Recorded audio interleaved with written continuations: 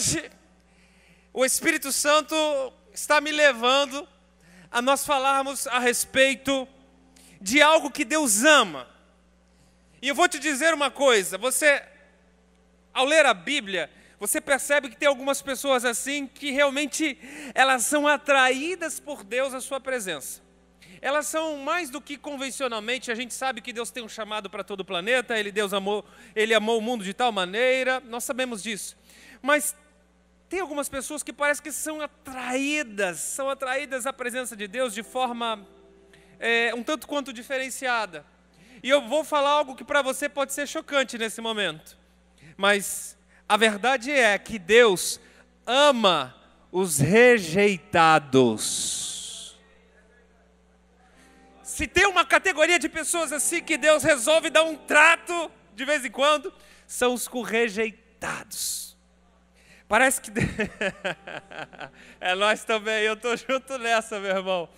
Parece que Deus, Ele, por princípios, né? A gente vai pegando alguns versículos, a gente vê que aqueles que são humilhados, diz um versículo, que por Deus serão exaltados, não é assim? Os humilhados serão exaltados, ou seja, Deus faz questão de pegar um humilhado, de pegar um rejeitado e fazer algo sobrenatural na vida dele. E eu quero falar sobre isso essa noite, portanto, o Deus que busca os rejeitados. É sobre isso que o Senhor está me conduzindo a falar. E é muito interessante, cara, que eu vou te abrir algo aqui. Essa semana eu estava no meu devocional e eu estacionei num capítulo que eu já tinha lido várias outras vezes, que é o de João 4, a famosa passagem em que Jesus ele encontra aquela mulher samaritana num poço a caminho de Samaria. E eu estacionei ali, eu fiquei meditando, parece que estava lendo pela primeira vez. E o Espírito Santo começou a me dar algumas coisas e falou, olha isso aqui, dá uma olhada nessa parte, investiga isso aqui. E eu fui sendo movido, o meu espírito estava assim, se alegrando muito com as coisas que Deus tinha me mostrado.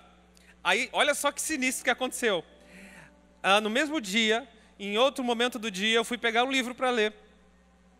E é um livro que eu já não li há muito tempo, eu falei do nada, vou pegar esse livro aqui, ele estava parado, eu não tinha completado a leitura dele, e continuei a partir do momento onde eu tinha parado. E o capítulo, mano, que eu, assim, parei, que era para continuar, era exatamente da mulher samaritana. Então, saiba de uma coisa, o Espírito Santo quer falar conosco essa noite, amém? A primeira coisa que eu quero falar esta noite é que as pessoas costumam naturalmente julgar os outros pelos rótulos do passado. As pessoas costumam julgar os outros pelos seus rótulos do passado. Vou te dar alguns exemplos aqui. Sabe aquelas pessoas que dizem assim, essa era uma galinha, ou esse era um galinha, só porque decidiu trocar de namorado, só porque parou um namoro e começou outro, virou galinha. Sabe aqueles títulos, esse é um maconheiro, só porque na fase mais rebelde da vida, ele deu um taco, experimentou uma vez na roda de amigos, já ficou rotulado como um maconheiro. Sabe aquela pessoa que sem querer, por algum momento, numa fase ruim que estava, mentiu, foi pego na mentira, sua mentira veio à tona, ele ficou rotulado como mentiroso. Cuidado com essa pessoa, ele é um mentiroso. Sabe aquela pessoa que por uma circunstância, um momento vivido, ficou sem grana, ficou com algumas dívidas, falou que ia pagar alguém em determinada data e não pagou. Por causa disso, essa pessoa ficou com o rótulo de mal pagador. Cuidado com fulano, ele é um mal pagador. Cuidado com ciclano, ele não presta, ele é um mal pagador. Sabe, circunstâncias que rotulam as pessoas. Sabe quando você, não sei se você já bateu o carro alguma vez na sua vida, mas tem alguns parece que são enviados pelo diabo para dizer assim, bateu o carro seu barbeiro. Só porque bate o carro uma vez é barbeiro, só porque mente uma vez é mentiroso, só porque deixa de pagar uma dívida se tornou um mal pagador. As pessoas gostam de dar rótulos às outras pessoas. E você sabe o que é pior de tudo isso? Dificilmente você encontra alguém que dá bons rótulos aos outros. Sério, esse é que eu mais tenso, eu fiquei pensando, meditando. Eu não lembrei de nenhum bom rótulo que eu tive na minha adolescência. Eu não lembrei de nenhum bom rótulo que eu carreguei na minha juventude, quando eu era solteiro. Sabe? As pessoas gostam de dar rótulos e rótulos ruins. Por alguma transgressão, por algum delito que você cometeu no passado, talvez você está carregando um rótulo aqui esta noite. Talvez você tenha até aqui ao longo da vida, você tem que mostrar para as pessoas, provar para alguém que você não é mais aquilo. Ou que você não faz mais aquilo que um dia você fez. Ou que você não concorda com a prática que um dia você escorregou, uma fraqueza que um dia você cometeu. Ei, fala sério, chega de dar rótulos. Amém, eu tenho um amém. Chega de dar rótulos. Sim. Porque se o próprio Deus, se o próprio Jesus, Ele não te rotula por causa do seu passado, quem somos nós para ficar rotulando as pessoas? Quem somos nós para apontar o dedo e dizer, cuidado com esse ali, hein? Cuidado com aquela ali, você não sabe da história. Parece que é só aquela pessoa que tem uma história ruim. Você já imaginou se a pessoa que falasse isso, cuidado, você não sabe da história, se ela se analisasse e pensasse assim, opa, eu também tenho uma história. Eu também já escorreguei uma vez na vida. Opa, eu também já cometi um delito. Opa, eu também sem querer uma vez eu já machuquei alguém. Sabe? Chega de dar rótulos. Esse lance de julgar as pessoas, de botar um título ou um subtítulo na vida de alguém, no nome de alguém. Normalmente, é uma das práticas que o diabo mais usa para ferir as pessoas. Porque o diabo, ele é realmente, por sua natureza, ele é o acusador. Ele não se esforça para acusar. Parou para pensar nisso? Ele é, de fato, naturalmente, um grande acusador. E quando você, sem querer, às vezes sem querer, nós carregamos um rótulo na vida de alguém, você pode estar intencionalmente ou não intencionalmente sendo usado pelo diabo para acusar alguém. Porque se Deus diz que do nosso passado não lembra mais, que Ele venceu os nossos pecados na cruz do Calvário, porque é então que insistimos em carregar algumas coisas do passado, alguns títulos, algumas transgressões, alguns desvios de conduta. Sabe, todos nós temos o direito de escrever uma nova história. Glória a Deus, glória a Deus. Eu me emociono quando eu falo disso, porque eu tive uma grande oportunidade na minha vida, um direito de escrever uma nova história. Glória a Deus, de verdade, é algo que mexe assim comigo, porque eu fui um rejeitado por muitos anos, eu fui um rotulado por muitos anos. Rótulos ruins só servem para machucar, para denegrir, só servem para ser instrumento de acusação do diabo. Talvez você está aqui essa noite, eu estou falando, sabe, eu não estou dando recado para ninguém, acredite. Mas pode ser que tenha alguém essa noite, que essa semana recebeu uma acusação assim. Pode ser que tenha alguém aqui, que talvez hoje, alguém te apontou e disse, mas você, eu lembro. Verdade, você lembra? Mas está lá, na linha do tempo, seu Face te denuncia. Meu Deus. Olha só, se nós que somos igreja do Senhor Jesus, presta atenção, se nós que somos igreja do Senhor Jesus, não cremos na transformação de um indivíduo sem julgá-lo, o que é de fato que nós estamos fazendo aqui?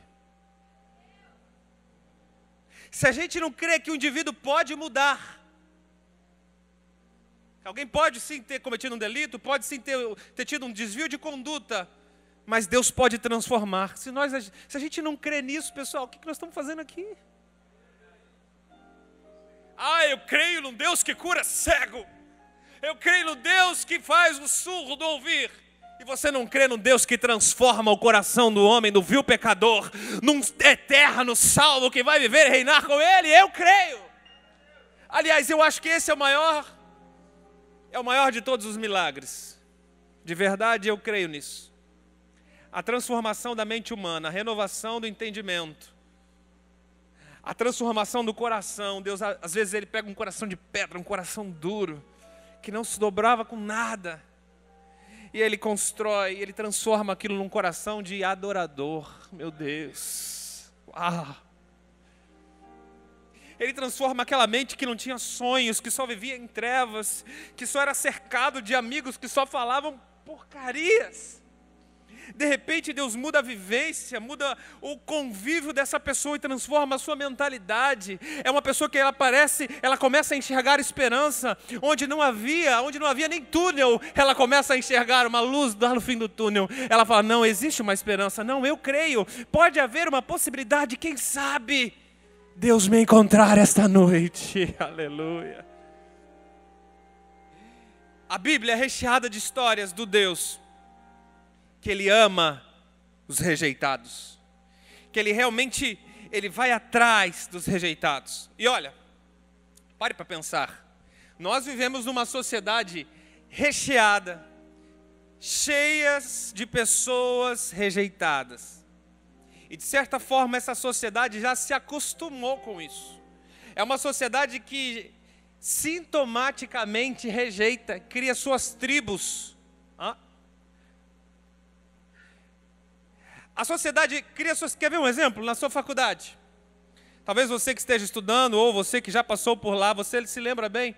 Na faculdade tem a tribo dos nerds, que geralmente sentam mais perto do professor, né? Tem a tribo das patricinhas, das saradonas. Tem a tribo dos marombados, não é assim? Tem a tribo dos baladeiros, a tribo dos cervejeiros, a tribo do happy hour. Ficava louco de ver a hora da aula acabar para tomar aquela uma, né? E toda noite era aquela uma, né? Que se tornava em várias. Tem também no colégio a tribo dos maconheiros, tem várias tribos. E várias tribos, né? E a sociedade por si, ela vai segregando, separando, categorizando, rotulando os indivíduos. E aí, eu não sei se você percebe isso, mas a gente passa a entrar em crise porque nós precisamos ser aceitos em alguma tribo. E aí você bate cabeça aqui, bate lá, opa, eu não gosto disso, eu não sou chegado naquilo, eu não estou dando certo. E muitas vezes você se encontra sem encaixe em nenhuma tribo. Aí você passa a se sentir como rejeitado. Você não se adequa, você não acha um perfil. Parece que a sociedade não está pronta para te receber. Aí você se acha como um rejeitado. Na realidade, essa sociedade tão egoísta que nós vivemos, ela é uma maternidade de rejeitados. Meu Deus. Tem noção? Esse é o mundo que nós vivemos hoje. Eu não estou falando de gerações anteriores, eu estou falando de algo atualizadíssimo. A nossa sociedade hoje, ela é uma incubadora de rejeitados. Eu tenho uma história com relação a isso, porque quando eu era criança, e no início da minha adolescência, eu era bem gordinho. Tipo, eu era gordão mesmo. Eu era gordão mesmo. E eu tenho vergonha de falar. Hoje, para mim, é muito tranquilo falar disso, né? Eu faço brincadeiras, às vezes, com a minha esposa e tal. Só que na época que eu era criança e na época de colégio, eu sofria muito bullying por isso, né? E eu aprendi, de certa forma, a me blindar. Cada vez que as pessoas faziam uma piada, eu já devolvia com uma piada, sei lá, mais forte, mais violenta.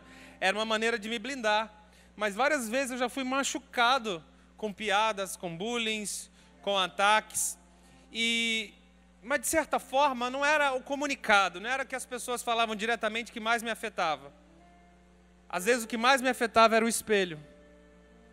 Era olhar para o espelho e não gostar de mim. Eu me sentia rejeitado, porque o padrão do mundo, o molde do mundo, eu não me enquadrava, parecia fora daquele padrão, sabe? Essa foi uma das rejeições que eu já tive na minha vida. E hoje, claramente eu sei o estrago psicológico que isso fez na época. Por quê? Logo depois que eu passei a fase da adolescência, o corpo esticou, eu comecei a trabalhar e afinei, jogava muita bola, né? Aí fiquei meio bonitinho, aí já viu, né? Meio bonitinho, com dinheiro, meu irmão, aí o cara se estrambelhando tudo, né? Quando não tem cabeça, quando não tem... E aquele impacto psicológico que gerou em mim, eu descontei depois. E foi uma das piores fases da minha vida, a fase que eu desviei de conduta. a fase que eu desviei do meu padrão, do que eu aprendi que era correto, do que a minha família sempre me ensinou. Foi terrível isso, foi terrível esse momento. Por quê? A rejeição, ela pode provocar estragos. Preste atenção. Um ser humano, quando ele é rejeitado, ele pode provocar estragos que às vezes são irreparáveis. Você já deve ter ouvido falar, já deve ter algum conhecido que por alguma circunstância se suicidou. É um exemplo do que estou dizendo. Maior parte dos suicídios são pessoas rejeitadas, são pessoas que não se encaixam, não se enquadram no padrão que a sociedade exige. São pessoas que não se amam. São pessoas rejeitadas. E, infelizmente, o extremo de um caso de rejeição é quando a pessoa quer tirar a própria vida. Eu sei que eu estou falando com pessoas que, a grande maioria, em alguma fase da sua vida, já foram duramente rejeitadas. E eu sei que eu também falo com pessoas que estão, atualmente, passando por algum processo de rejeição. Talvez é por amor à sua vida que o Espírito Santo mandou pregar isso. Talvez é por amor a você. É por um carinho ao seu coração. Ele quer te dizer, eu amo os rejeitados. Aleluia. Se encaixa o padrão, ou seja, rejeitado. É isso que o mundo propõe. Se você não tem um padrão, você é rejeitado. Os modelos tribais, eles são padrões que podem, em alguns casos, até formatar o seu caráter. Já viu? São pessoas que, no início, elas não pensavam naquela forma, mas elas se forçaram a entrar numa tribo e começaram a ter uma transformação de caráter. Ah, você sabe do que eu estou falando. Quantos adolescentes já passaram por isso? Já tiveram seu caráter moldado, baseado em algumas tribos, em alguns grupos que, pelo simples fato de o aceitar. Mas sabe o que a Bíblia diz a esse respeito? A Bíblia é muito forte e poderosa em Romanos 12, versículo 2, que diz assim, não vos amoldeis ao padrão deste mundo, aleluia! Ou seja, a Bíblia está dizendo, não importa o seu nível de rejeição ou de aceitação. Não importa a circunstância, não importa o sentimento, não importa a família, não importa a cidade, não importa. Porque você é um cidadão eterno. A partir do momento que você veio a Cristo, Ele te fez nova criatura. Você tem uma vida eterna para andar com Ele. E Cristo diz para você, ei! Pare de andar no padrão do mundo. Você não precisa ser aceito pelo mundo, você precisa ser aceito no céu, aleluia! Você não precisa ser conhecido por essas tribos ou pela sociedade atual, você precisa ser conhecido lá, no reino eterno. Porque isso é o que de verdade importa. Agora sim, falemos da mulher samaritana. Se você tem a sua Bíblia aí, vamos lá para João capítulo 4. O fato que eu quero de verdade destacar aqui em João, no capítulo 4, são os primeiros versículos que mais me chamam a atenção nessa história. Vamos lá? O verso 3 diz assim, deixou a Judéia e partiu uma vez mais para a Galiléia. O versículo 4 diz assim, entretanto, lhe era necessário atravessar por Samaria. Lhe era necessário, em algumas versões, talvez a sua diz assim, ele precisava. Em outra versão diz assim, era imperativo que passasse por Samaria. São palavras que elas não conotam apenas a necessidade de Jesus de passar por ali, mas elas também revelam a urgência de Jesus em passar por Samaria. Porque ele era tão necessário, porque era tão importante, porque era tão imperativo passar por Samaria? Porque ali naquele poço, ele tinha que se encontrar com uma mulher rejeitada. Aleluia! Foi numa hora em que as mulheres não costumam passar no poço naquele horário, porque foi exatamente ao meio-dia. E as mulheres que tinham costume de tirar a água do poço, elas iam bem cedinho, 6 horas da manhã era o horário de costume, onde elas iam até o poço e tiravam a água necessária para o dia. A primeira dica que eu peguei com essa história é que a mulher, ela era tão rejeitada e ela era tão acusada pela sociedade em sua volta, que ela fazia questão de enfrentar o calor escaldante do sol ao meio-dia, em deserto, meu irmão, do que enfrentar o calor do desaforo, das palavras de acusação, das palavras que feriam a alma. Ela preferia ter a sua pele queimada do que ter o seu coração estraçalhado. O sol de meio-dia era mais tolerável do que a palavra da vizinha, que dizia: essa aí, a destruidora de lares, essa aí, aquela que já teve vários maridos. Quantos rótulos será que essa mulher carregava? Se hoje, se na nossa sociedade, atravessar 5 casamentos já é motivo de fofoca, de rejeição, pense, meu irmão, aqui é uma igreja de pessoas inteligentes, amém? Pense, meu irmão, naquela época, o tanto que essa mulher era rejeitada, a ponto de enfrentar esse calor escaldante.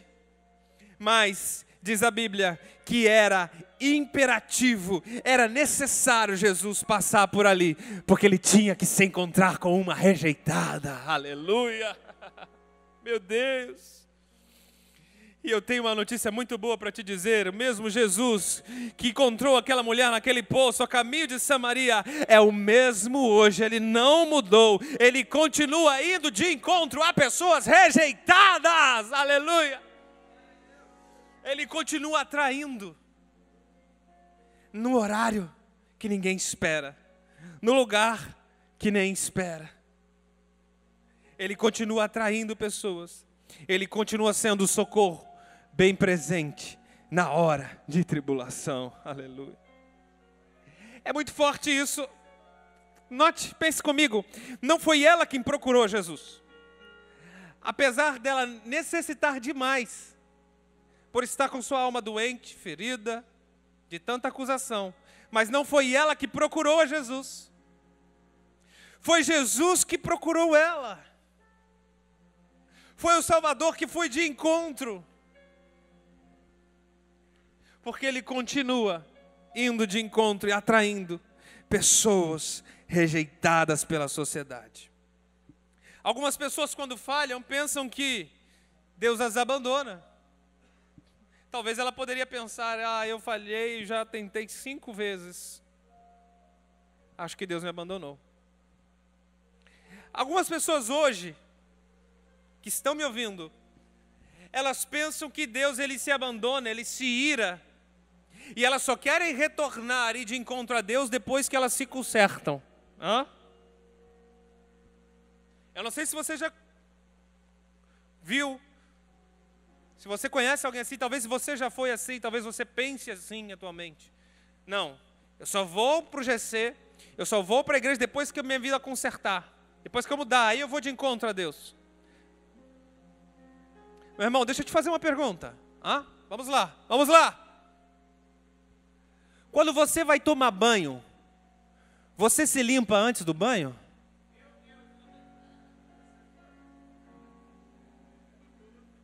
Como assim? Eu só vou procurar Jesus depois que eu me consertar? Como assim? Não tem sentido. Eu vou procurar Jesus porque eu estou doente, porque eu estou mal, porque eu preciso ser cuidado pelo médico dos médicos, eu preciso que Ele cure a minha alma, eu preciso que Ele transforme a minha mente e coração. Sim, eu vou procurar Jesus porque eu preciso. Eu não fico bom e depois vou atrás de Jesus. Jesus é o banho, aleluia. Então não tente se limpar antes de vir para a presença dele. Aleluia. Ele é o banho. Na presença de Jesus há sempre amor, alegria e paz. E Ele há de vir ao seu encontro, no pulso, para te propor uma restauração e uma transformação. Aleluia. Outra coisa que, olhando essa história, eu parei, eu estacionei, e o Senhor falou comigo, é que a mulher, ela teve que ir até a fonte.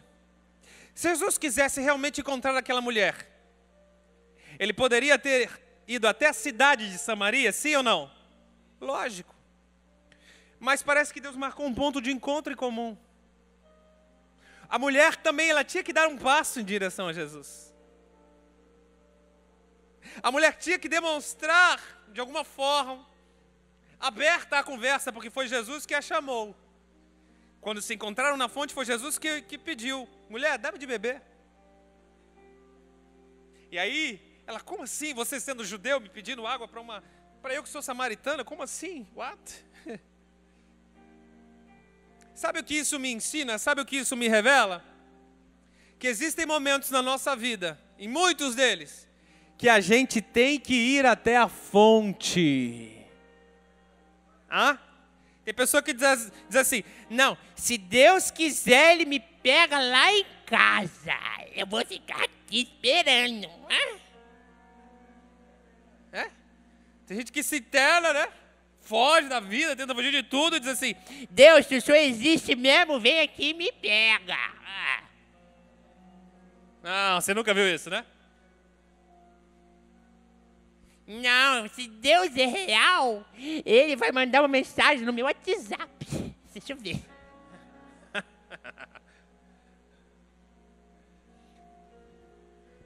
Tem momentos, meu irmão, que nós temos que ir até a fonte. Lá é o ponto de encontro. Jesus está te atraindo para a fonte faz tempo, meu irmão. Fala sério. Faz tempo que Ele está colocando desejo no seu coração. Vem para a fonte. Vem, pergunta aqui na fonte. Eu tenho um lugar, um ponto de encontro marcado com você. Vem mudar a sua vida. Vem ser restaurado, vem ser transformado. Vem para a fonte. Você quer ouvir a verdade de Deus a teu respeito? Vá à fonte. Você quer ouvir aquilo que de fato importa, a realidade do céu sobre nós? Vá à fonte. Mas tem um monte de gente que fica pensando: não, Deus deve estar com raiva de mim. Deus está irado comigo porque eu me desviei, porque eu parei de orar. Aí acontece coisa ruim, o que as pessoas pensam? Não, Deus está me punindo, porque Ele está bravo, Ele está irado comigo, e Ele está me punindo. Ele está me punindo porque eu errei, está me punindo porque eu pequei. Aí vem aquele infeliz, bate na porta da sua casa, não aparece nunca, e diz assim: sabe o que você está passando, meu filho? Isso aí deve ser uma maldição hereditária, né? Porque seu pai passou a mesma coisa, seu avô, seu bis. Tem uns infelizes assim que parece que são enviados pelo inimigo para deixar pior ainda. Mas deixa eu te falar algo do céu para você. Pare de acreditar nessas fofocas infundadas. Pior delas que tem um bocado de fofoca gospel, né? Como essa, da maldição hereditária. Pare de acreditar nessas fofocas infundadas e comece a honrar a Deus, indo até a fonte, meu irmão. Eu não sei se você entende o que eu estou falando, mas Deus quer se encontrar com você na fonte.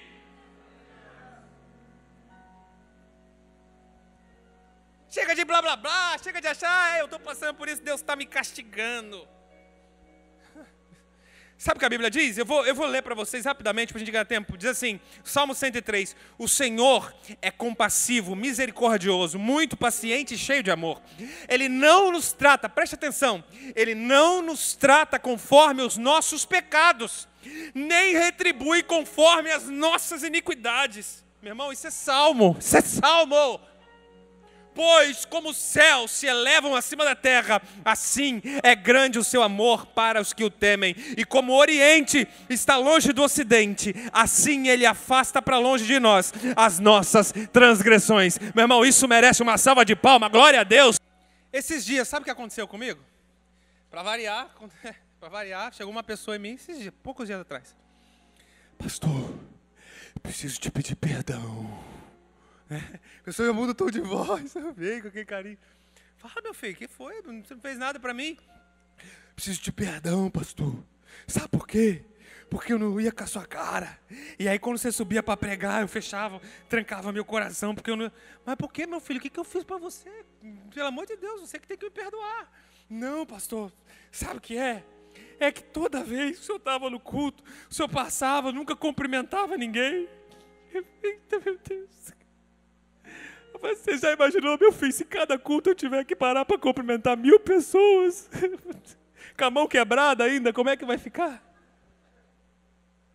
Pastor, mas de vez em quando também no culto eu vejo você tem a cara muito séria. Eu falei, então tá bom. Então faz o seguinte, troca de lugar comigo. Chega no culto como eu era antes, hoje graças a Deus tem uma equipe poderosa. Mas antes, eu chegava no culto, eu sou responsável pela música, eu sou responsável pelo som, pela projeção, pela iluminação. Eu era responsável pelas pessoas que faziam oferta, era responsável pela sala que descia lateral. Eu ajudava o pastor, eu tinha que ajudar a dar recado, lembrar ele os recados que iam falar, pensar no vídeo que ia transmitir, pensar em tudo que ia acontecer. E já se colocou no meu lugar? Qual seria a sua expressão diante dessas responsabilidades? E eu falei, eu realmente tenho uma expressão, quando eu estou concentrado em algo, parece que eu estou bravo, parece que eu estou sério. Minha mulher já falou isso, eu já entendi. Eu falei, beleza, eu vou tentar botar aquele sorriso assim, né, de plástico na boca, né? Porque quando eu estou concentrado, parece que eu estou sério. Mas eu falei para ele, meu irmão, você me perdoa, porque na realidade, quem me conhece...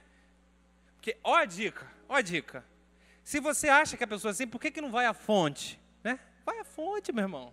Convive, toma um café. Que daí você vai poder dizer, ó, eu tomei café e o fulano é um cavalo mesmo, ô bicho ruim, né? Nem para dividir a conta, miserável, né? Aí você vai poder dizer, mas irmão, fica conjecturando, porque não sei o quê, porque não sei o quê, meu irmão. Sabe, às vezes o que parece não é. Às vezes aquilo que você acha que parece, que a sua mente, não.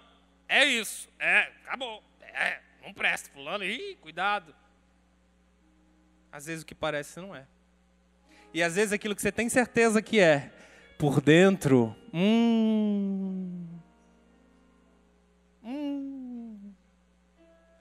Sabe qual é o remedinho bom para isso? Não julgueis, para não ser julgados.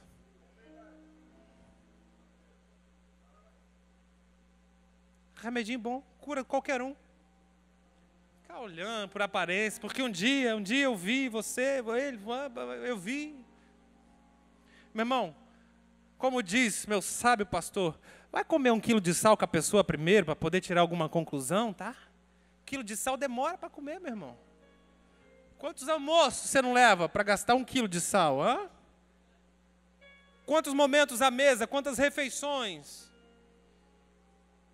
Chega de dar rótulos, porque a gente fala contra o mundo que rotula, mas muitas vezes nós na igreja rotulamos mais do que o mundo lá fora.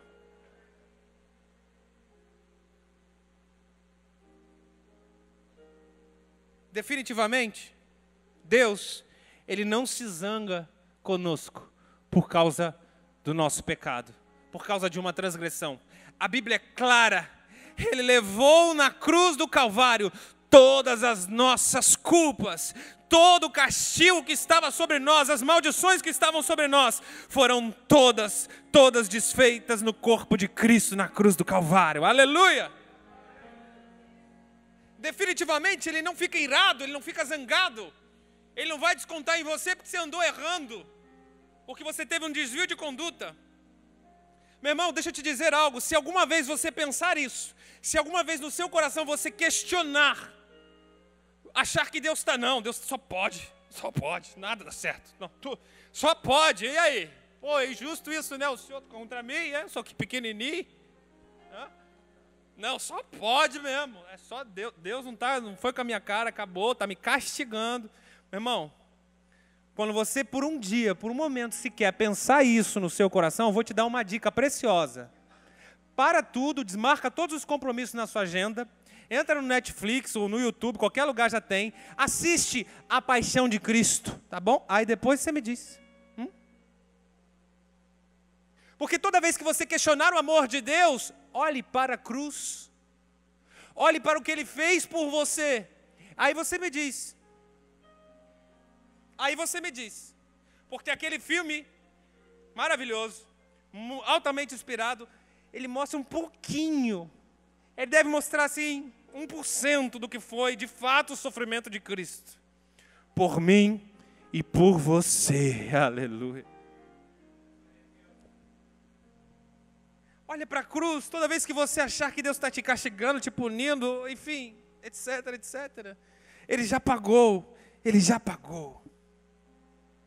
E o que Deus me mostra também na história desse encontro que Ele teve com a mulher samaritana aqui, Ele quer curar as nossas inseguranças. Ei, aleluia. Jesus quer curar a sua insegurança, meu irmão. Não importa a área, não importa se é na vida espiritual, não importa se é na carreira, não importa se é no lado emocional, você é tão insegura para começar um novo relacionamento, para tentar outra vez. Não importa aquilo que você queira tentar, Deus está disposto a curar a sua insegurança. Aleluia. Ele fez isso com a mulher samaritana. Lembra da história? Eu não quero ficar lendo a história toda, narrando, mas lembra que chegou ao fato de que ela revelou. Né? Jesus disse assim, então vai lá na tua cidade, chama teu marido e vem. O que ela disse? Senhor, eu não tenho marido. Nesse momento, ele revelou como profeta, de fato você não tem. Porque já tiveste 5. E o que você está agora não é teu. Mas ele não a humilhou, ele não a denegriu, pelo contrário. Em vez de Jesus humilhar, acusar, apontar, você está pagando o pato, sabe por quê? Porque aquele primeiro, você acabou com a raça do cara, eu vi quando você humilhar. Jesus não humilhou, ele não apontou, ele não disse por quê. Sabe o que ele fez, meu irmão? Jesus elogiou aquela mulher. Ai, Jesus, é isso. Esse é o meu Jesus que cura a insegurança da pessoa. E que quando desmascara aquilo que tem de fato de mais podre dentro dela, Jesus faz questão de destacar uma boa coisa que a pessoa tem. Você está com a Bíblia aberta aí? Vai comigo, versículo 17, versículo 18. No 17 ele disse assim, olha, bem dissestes. Eita Deus. Olha ele elogiando, olha ele colocando, olha, você disse muito bem. Uau. Que boa percepção. Você é mais sensível que as outras mulheres. Olha, bem disseste. E no versículo 18 ele endossa o elogio. Ele disse, isso disseste com verdade. Olha lá, de fato, como dizem algumas versões. Isso de fato você disse com verdade. Jesus, ele elogiou, em vez de ficar apontando, mas você está com 5, porque olha, o segundo você acabou com a... O terceiro você estourou o cartão de crédito. O quarto você humilhou, você não faz... Ele não ficou apontando, acusando, ele não ficou denegrindo ou destruindo ainda a ferida daquela mulher. Pelo contrário, ele quis expor alguma coisa boa, falou, você está sendo sincera, você está sendo verdadeira, você não está maquiando. De fato, de verdade, você disse bem. Você soube entender e teve sensibilidade para me contar a verdade. Meu Deus. Porque Jesus, ele precisava curar a insegurança daquela mulher. E muito provavelmente foi isso que encorajou aquela mulher a deixar o cântaro, porque diz a Bíblia que ela deixou o cântaro. Meu irmão, ela foi à fonte para pegar um cântaro de água. Só que depois de uma conversa com Jesus, ela não quis saber de mais nada. Ela largou tudo, largou o cântaro, que na época valia muito. Ela largou qualquer coisa assim, meu Deus, esse Jesus está mudando a minha vida. Eu preciso rápido para a minha cidade comunicar que é e como é esse Jesus Cristo. Ela provavelmente se sentiu encorajada, porque Jesus não disse para ela, deixa o cântaro aqui e vai para a cidade. Ela espontaneamente largou tudo. Espontaneamente. Da mesma maneira que Jesus não envergonhou aquela mulher naquela conversa, naquele episódio, Ele não está aqui hoje para te envergonhar. Aleluia. Escute aqui, meu irmão. Leia essa passagem com carinho na sua casa, mas nesse momento preste atenção, porque o Espírito Santo quer falar com você. Olhe para mim. Come on. Come on. Jesus não envergonha ninguém. Jesus ama, perdoa, restaura. Ama, perdoa, restaura. Ama. Ah, mas já fui. Ama, perdoa e restaura. Ah, mas semana passada. Ama, perdoa e restaura. Ah, ontem também. Ama, perdoa, restaura. Hoje de novo. Ama, perdoa e restaura. Não importa quantas vezes você acha que escorrega no mesmo erro. Não importa quantas vezes você acha que não tem mais jeito. Jesus ama, perdoa e restaura. Porque assim como o Oriente está longe do Ocidente, assim Ele afasta de você as suas iniquidades. Aleluia! Aleluia! E o mais incrível de tudo isso é que Jesus, ele sente prazer em restaurar alguém. Presta atenção. Faz muito sentido isso para mim, porque não é como se fosse um esforço. Assim, Jesus fez, ele se esforçou para me amar. Né? Ele ama todo mundo, tudo bem, mas para mim ele fez um esforço dobrado para me amar. Eu já pensei isso algumas vezes. Eu disse assim, comigo o senhor teve que dar 2 voltas. Não, meu irmão. Hoje eu aprendo, entendo, vejo as Escrituras. E eu percebo que Jesus, ele tem prazer em te amar. Ele sente prazer em te amar. Quer que eu te mostre isso nessa história? Vai lá para o versículo 31. Enquanto isso, os discípulos insistiam com ele. Mestre, come algo. Mas ele lhes disse, eu tenho um alimento para comer, que vós não conheceis. 33. Então, os discípulos disseram uns aos outros, será que alguém lhe teria trazido algo para comer? Jesus explicou, a minha comida consiste em fazer a vontade daquele que me enviou e consumar a sua obra. Em outras palavras, Jesus, ele encontrou nutrição, ele encontrou força, alegria, vigor, ao ministrar o amor e perdão àquela mulher. Ele estava faminto, meu irmão, eles tinham caminhado pelo deserto. Os discípulos falaram assim, Jesus, tu está cansado, fica aqui por esse poço aqui, nós vamos lá para a cidade comprar alimento. Daqui a pouco nós trazemos, o senhor come. Ele está faminto e cansado. Quando os discípulos trouxeram a comida de fato, ele disse assim, não. Minha comida é outra. Aí diz o versículo 33, os discípulos pensaram, né, o 33, que alguém já tinha trazido algo para ele comer. Porque ele estava tão satisfeito, tão prazeroso, tão revigorado por amar, perdoar e restaurar. Aleluia! Deus tem prazer em te perdoar. Deus tem prazer em te amar. Ele tem prazer em restaurar as nossas vidas. É como se fosse a nutrição do céu. O amor, o perdão e a graça.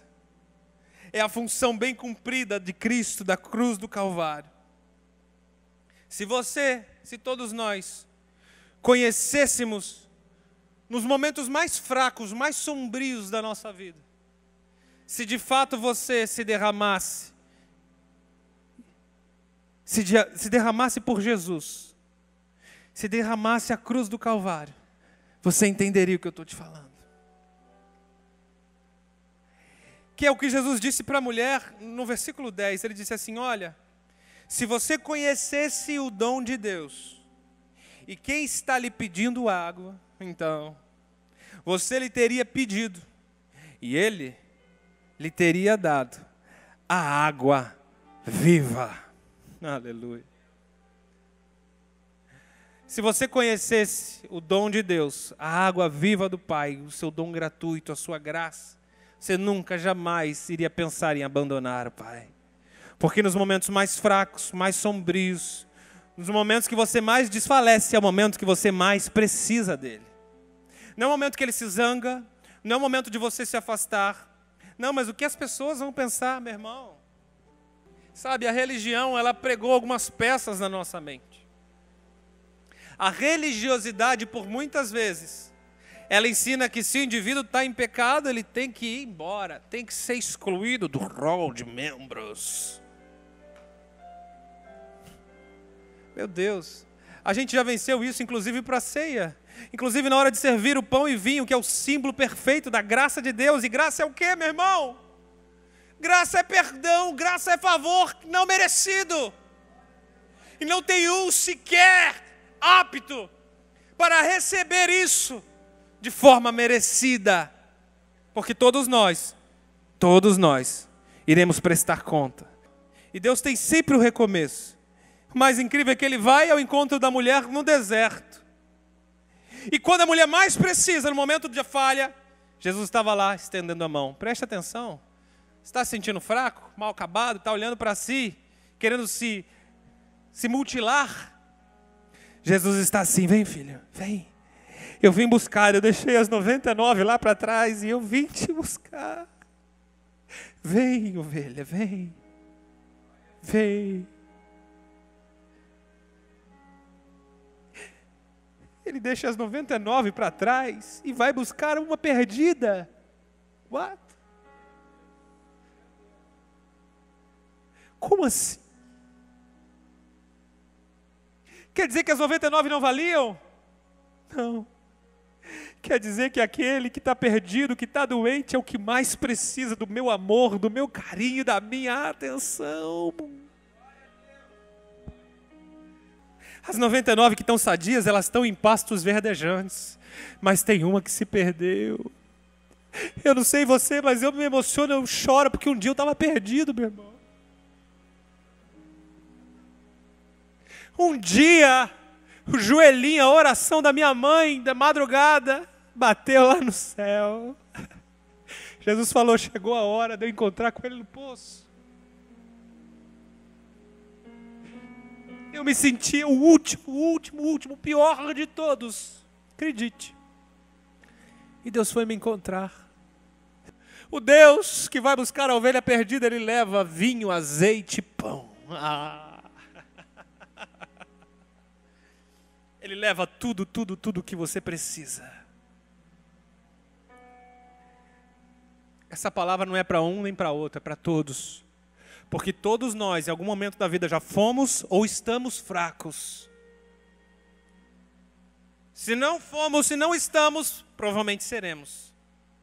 Isso é natural. Você é homem, ser humano.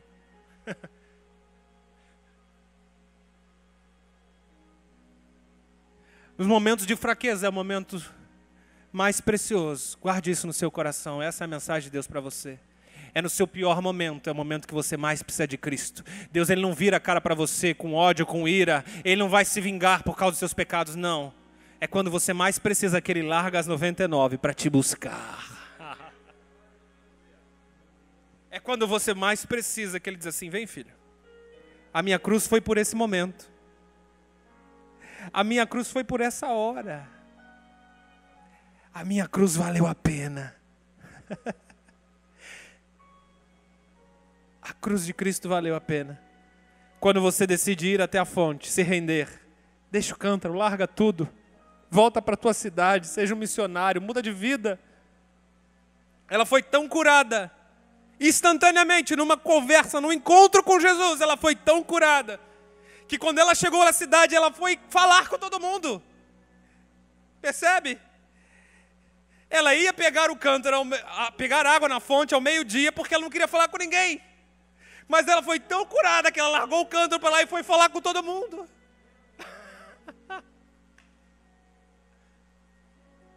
Ela foi tão restaurada que ela disse, eu preciso contar isso. Eu preciso falar isso. Olha, não interessa se você me acusava, não interessa se você falou mal. Tem um Jesus que Ele me ama, tem um Jesus que Ele te ama. Vem comigo, chegou a hora. Chegou o Cristo. O Cristo que muda a história do planeta, Ele chegou. Se você conhecer aquele que te oferece água viva, se você conhecesse, o seu amor é incondicional.